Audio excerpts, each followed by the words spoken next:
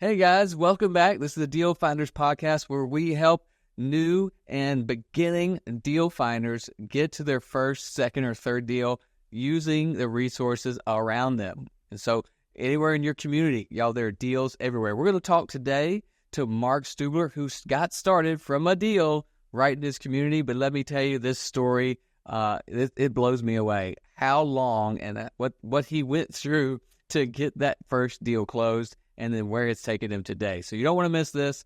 Get a pen and paper, sit down, listen, take notes, and when you're done, go out and find your deal. Let's go. All right, y'all, welcome to the Deal Finders podcast. I do have Mark Stubler here with Joe Homebuyer, and this is going to be a great episode. I already know because we've had some discussion already. We've talked to his business partner once. You guys, if you didn't catch that podcast, go back a couple. Might be the last one or one before that. Check that podcast out. You can also check us out on YouTube to watch it, so you can see how good looking we are right here on the screen. But we're gonna dive into real estate, buying deals. How do you find deals, and ultimately, how do you grow big businesses? Starting with one deal, really, is how it all started. So I'm gonna try not to call you Joe as we go through this. Joe Homebuyer. Mark, just introduce yourself to everybody, please. Let them know where you are, and let's get going. Well, thank you, Andrew. Appreciate you investing the time and setting this up so that we could have this conversation. But Mark Stubler, born and raised out here in Salt Lake City, Utah. So our market is an interesting one. So it'll be fun for those of you listening. Different parts of the country that you're in. I don't know what people think of Salt Lake, Andrew, but it is appreciation at its best, which makes for a challenging investing market because things just hop off the shelf. We've had appreciation the last few years just through the roof. And even with interest rates, it has just made it for a challenging market, but we've learned a lot, and it's been an exciting journey. But I don't want to go on too long, but been in real estate investing now. So really, I'll say it this way, only 8 years. Meaning I don't feel like we've done a lot, had a lot of fun, got our hands dirty, had a lot of success, but all in about 8 years. So, Wow. Yeah. Yeah, you have done a lot in 8 years. That's awesome. Where were you before real estate? What business? What were you doing? This is going to be super underwhelming. Fence and deck salesman. So I worked with a good company for 10 years. As a commission sales rep, and really, it was a pretty good gig. So good that I had some side businesses and different things I was doing, but they were able to keep me because I had a lot of autonomy, and I sold fencing and decking products, and it was a good run. And it actually surprisingly translated pretty well to real estate in the sense that I was always sitting down with homeowners and just engaging, talking, visiting, and so it worked well when I got into real estate investing, just sitting down with people, having that natural one-on-one conversation. Yes, I love that. The salesmen that are selling home products. I think about the gutter companies out there, or the sunroom companies. If you go to a home show, they are out there. They're talking to homeowners, and those are the guys that I think about when I'm looking for who could be a good deal finder, who could get out there and be a real estate investor. Those are the ones I'm like, if they just knew how easy it could be to turn those skills into buying houses, they would be pretty successful because it's hard work. I mean, you got to work hard to sell decking and fencing, right? That's right. Yeah, and actually, you just gave away a golden nugget there for anybody that's like, all right, how do I scale my business? And I get that for some, it's, hey, I'm just trying to get into it. For others, it's all right. I'm getting a little traction now. Who on my team could really thrive in this environment? You pick somebody that's been in the home services, but specifically where they're used to getting a no, like where they're at the homeowner, like, yeah, that project's, maybe we'll put this on the back burner for a bit, and they get the initial no, and they're able to convert the no to a yes. That transactional sales, fence, deck, windows, alarms, pest control, any of those type of sales, it's going to serve them well. Yes, I agree, 100%. So, when you were doing the decking and fencing, what got you out of that and into real estate eight short years ago? Yeah, so I worked with the company, actually had a great relationship with the owners. Everything was going good. I did have some e-commerce business that I was trying to get up and going.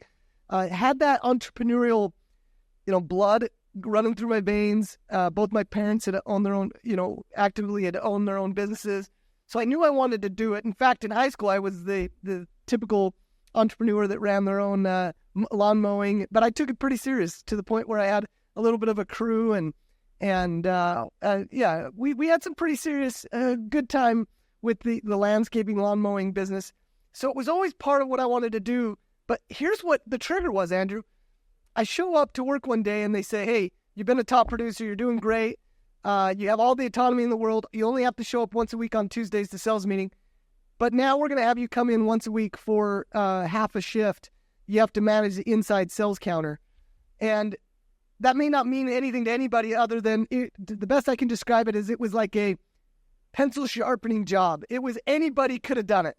It was instead of selling massive multi-$1,000 projects, I was selling $15, hinges and latches sets. And it was the gift. I actually refer to it as a gift. When they gave me that gift of saying, oh, you don't work for yourself, you're not fully autonomous, we are going to, ask you to control your schedule a little bit more, it really set a trigger in me that I've got to do something else. And I've got to explore this entrepreneurial blood that's been running through my veins. Yeah, you probably would have stuck with that for a long time, having that freedom, right? We talk about it a lot. It's ultimately what drives most people, at least the ones that I talk to looking at real estate as an option is because it provides that freedom of time. That's right. Yes, we can make pretty good money, but you can also make normal money, same thing that you were making at your other job. But if you don't have to report to a desk and you don't have to report at 9 a.m. and you do it on your own time, that is huge. That's what drove us, my wife and I, to push towards real estate as a business versus a side gig for retirement. We said we wanted time freedom so that we could pick our kids up from school. That was it. And so that's what drove us there. So that's what moved you on. What was your first deal like? Let's talk to people that are just getting started and what was yours. Okay, so I'm going to give you some pretty specifics. Hopefully it'll be fun for you. And if you're just listening, trying to get it. I pulled a tax delinquent list. And I got 1,100 names, so not a ton of names. And I mailed to it and about, I don't know the exact time frame, but I mailed to it and I got a couple leads to come in.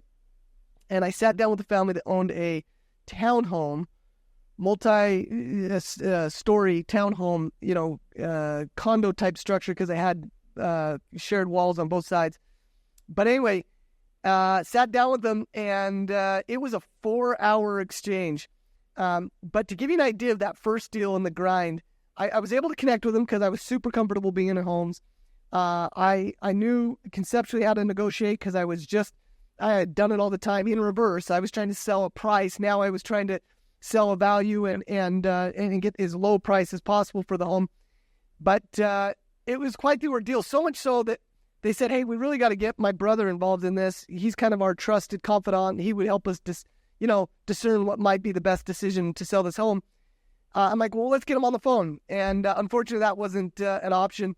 So then I left, said, hey, why don't I give you 15 minutes? Why don't you think on it for a minute? I got to run to the grocery store anyway. I was just trying to find a way to keep it going without them, pulling the plug on the hangout and getting this deal done. Because, they needed to sell. They knew they needed to sell. They were just, I probably wasn't bringing as much confidence as a buyer as I do today because it was my first deal. And on their side, it was just a big decision for them. So I kid you not, I'm literally coming back to their house and I realize I actually have a voicemail from them. And I'm like, oh, that can't be good. So I didn't listen to it. I go into the home and it was a little weird at the doorstep. Like, oh, did you get my call type thing? I'm like, oh, what was it about? Well, we were thinking we'd just take another day to think on it. I'm like, well, let's just keep on talking about it. Anyway, we hung out for another hour. The brother ended up coming over, getting him feeling good about it. Was able to say, no, guys, this seems like a good guy, and this, you need to get out of the house. You're not going to, your situation isn't going to get better unless, you sell, and we were able to get it done. But it was a half day, a better part of a day getting it done, and they were, obviously very happy.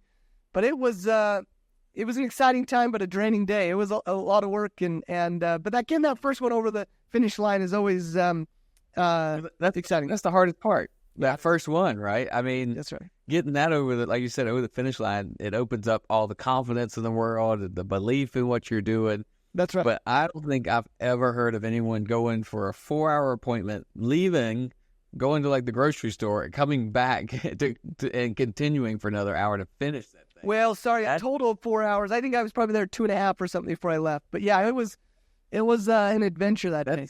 That's quite the commitment, right? So when I want to tell people and highlight from that story, this is why I love going to that first deal story. It showed that you were committed.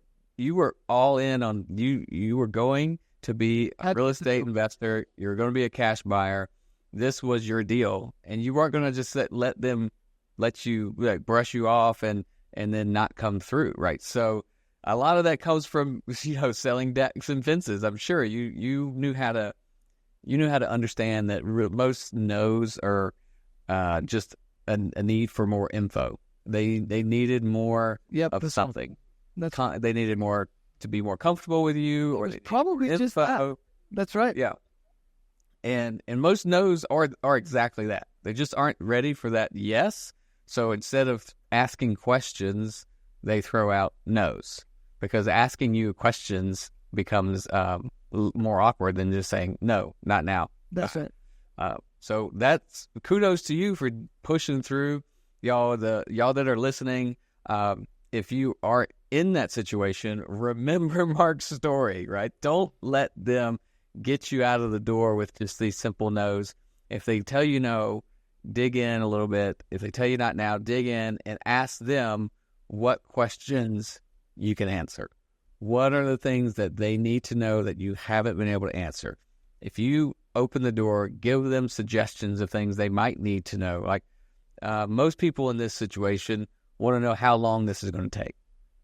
Is that something you were thinking? So give them options.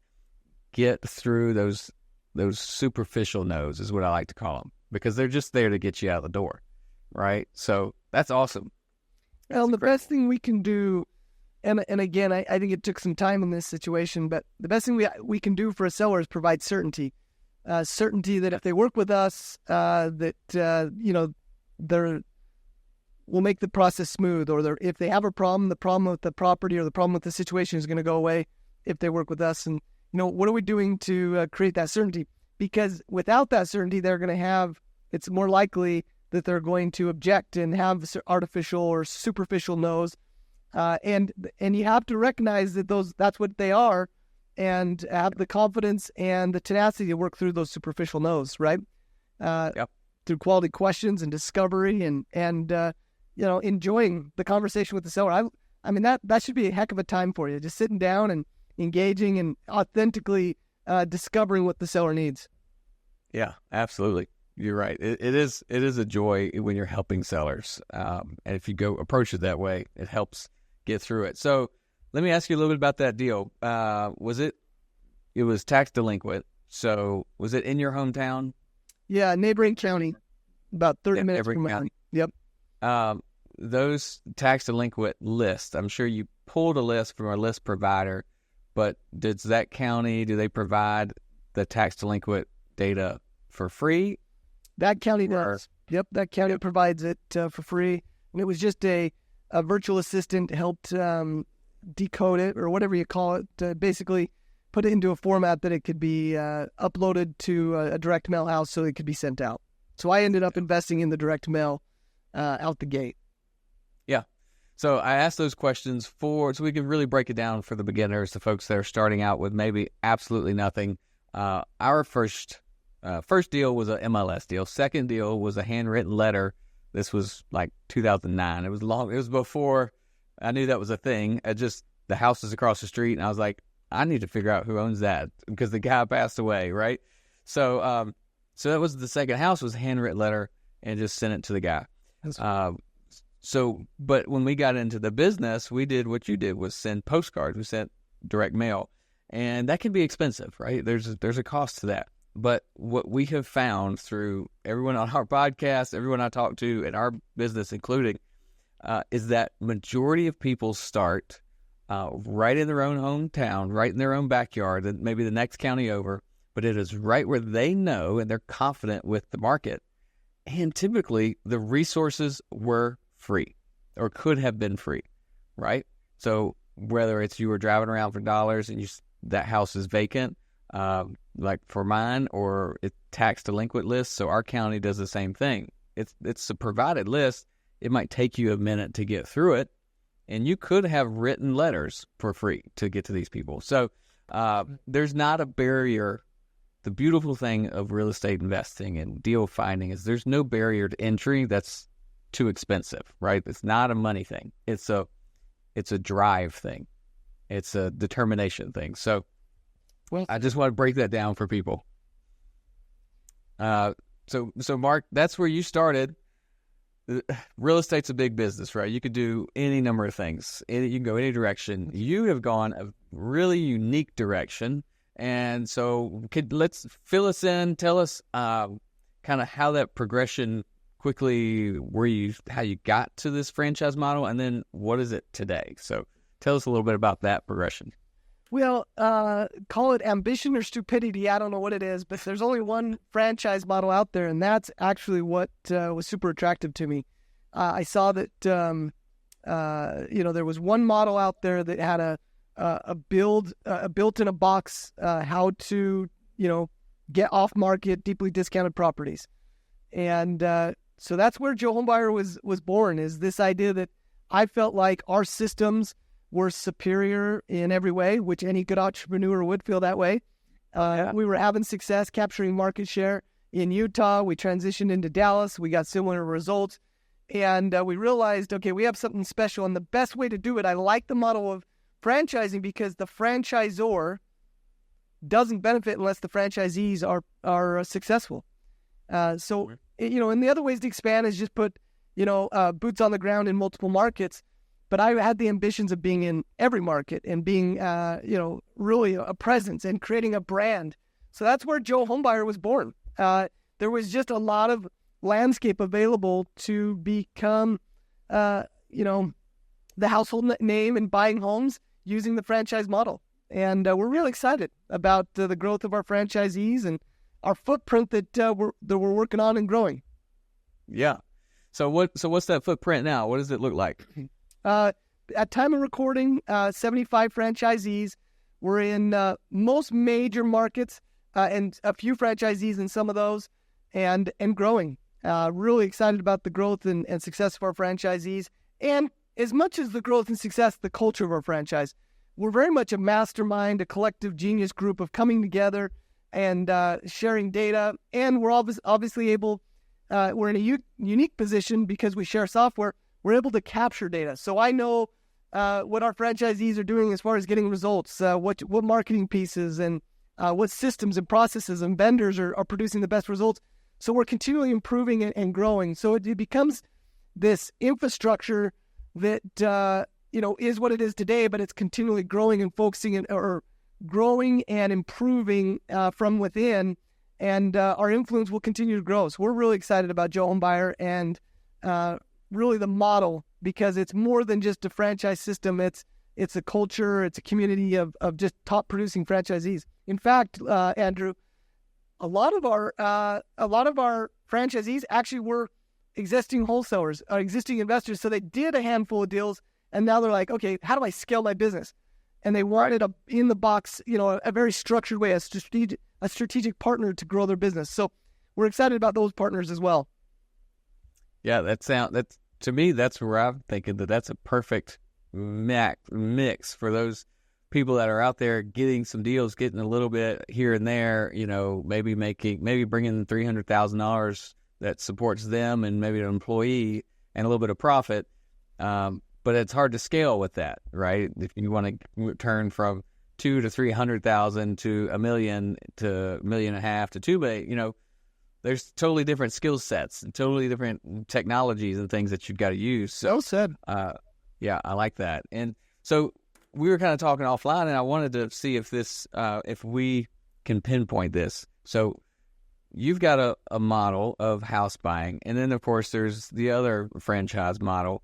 And you said, your processes are better, right? And I'm sitting here thinking, man, I could franchise my stuff, So we all have a little bit that we think is better than the next guy, right? At least all good entrepreneurs, we have a little bit of that competitive spirit. We're like, we're better than them. So what is it that makes real estate and this finding discount deals, like, what is that secret sauce or that factor that makes this available to so many people, but also you can make these big businesses, like you're growing 75 franchises. It's getting bigger and bigger. How is it that this business can be accessible to everybody, yet still be profitable and still be a business that can support, you're in 75 cities or whatever that is. Does that make sense what I'm asking? Because it's like most things that are accessible really can't be that big because everybody's doing it. Sure. Well, a couple thoughts come to mind, and you'll have to forgive my initial cliche story. So many of us heard us. If we all went to the ocean with 5-gallon buckets and we just did it all day long, there's still plenty of water for everybody. Yeah. I just believe in this law of abundance. There's just so much opportunity. There's just so many homes. There's so much real estate. There's so many aging properties. There's so many families that can benefit from, or they inherit a problem, they have a problem, or they can just benefit from the convenience of a service that, an investor can provide. And at Joe Homebuyer, we want to create a brand and awareness, a competitive market difference, and it starts with our mission. And our mission is improving lives by delivering creative real estate solutions. So for us, it's making lots of money in real estate and being successful, but it's doing it the right way. When we're sitting down with the seller, our motivation isn't, to knock it out of the park, hit a home run. It's, all right, discover the needs of the seller. The minute we make it about the property or about the price, we've lost. It's not a transaction for us. It's intentional. We're going in, we're discovering the needs, coming up with the plan. The seller at the end of the day is saying, all right, I worked with somebody that understood what I needed. And that might be 30 days in the home. It might be help relocating. It might be something way more unique than that, or engaging in terms of time and investment. But our goal of our franchisees is to be the boots on the ground, the knee-to-knee, the face-to-face with sellers that makes that impact. Because you've got the iBuyers, you've got the type it into the computer, pump out an offer and sign the contract. And that's the right fit for some people. But there's always a need in the marketplace for those that will invest the time to help them navigate to plan B. And that's where Joe Homebuyer comes in, that human-to-human connection. And we want to lead the industry with it. And our franchisees are doing an incredible job of it. But that becomes our competitive advantage, is making sure that we have a culture of abundance, a culture of improving the lives of the families we work with. And, thus far we're doing really well. And any franchisees that we don't feel like are meshing or living up to the code of conduct, that they fit, they work their way out of the system on their own. We don't even have to, it just doesn't become a long-term relationship. So it's been really neat how the culture just continually growing and maturing. Well, I articulated that, but it makes perfect sense. Yeah, I love that. I love that the cliche that you started with, but it's true, and that's a little bit of what I wanted to get at. Because folks that are thinking about this business or they want to get in, it's like, we got a Joe Homebuyer in our market. I can't go compete with him. There's no way I'll ever get a deal. And yeah, if you're in my market, I'm the best, right? Our team's the best, but everybody else is still getting deals, and they're still getting deals that I wish I talk to that seller. Every time I go by one, I'm like, how did I lose that one? But there's so many opportunities. So many opportunities. That's just another excuse that we hear people say is now's not the time because there's this competition, or we got this guy in our market. I need to go somewhere else. That is complete false. There is opportunity right where you are, and you said it. If you do it the right way, I don't know if you said this or just hit in my head that when you lead with the need of your sellers, you can make that connection, and you can be the difference. You can outshine over your peers or your competition in your market by actually helping the seller.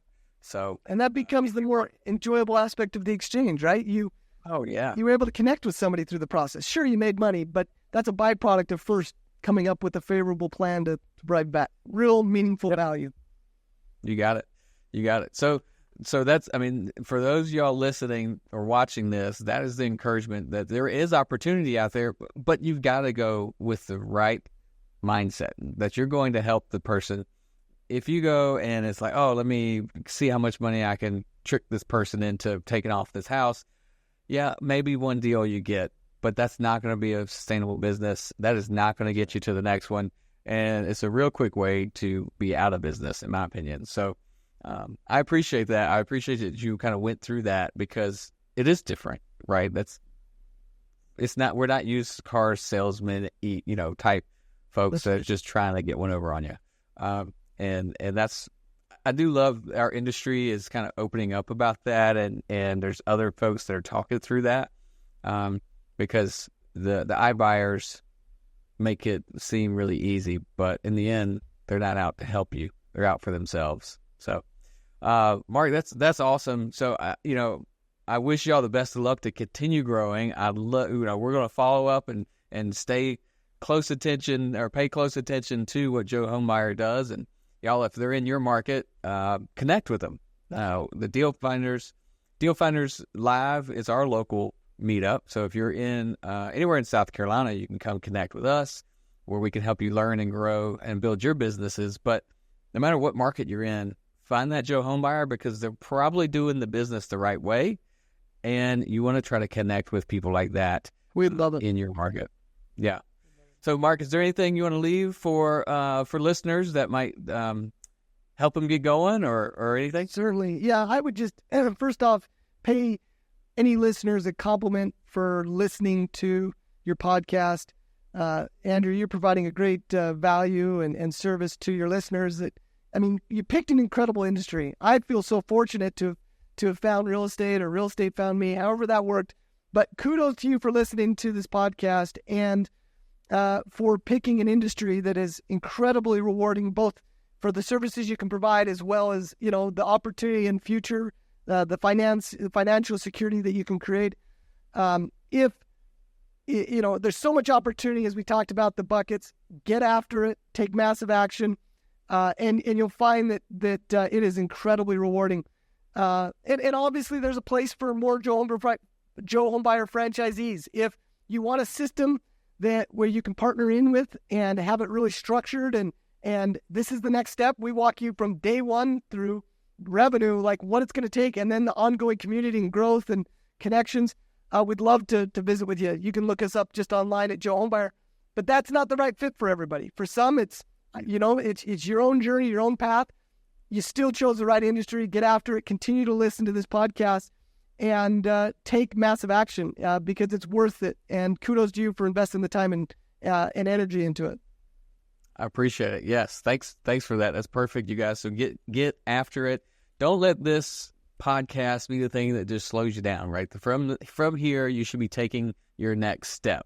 If you haven't bought a deal, you should be out there taking the next step. Where can you learn what you need to do to go take that next step, right? This could just be fuel in the fire, or this might have been all you needed to go get that deal. So whatever that is, go. This is your journey. We are here for podcasts. DealFindersClub.com is where we have all of our resources. If you need to get to the YouTube channel, if you need to get to example templates for contracts and things like that, scripts to talk to sellers, all that's at DealFindersClub.com.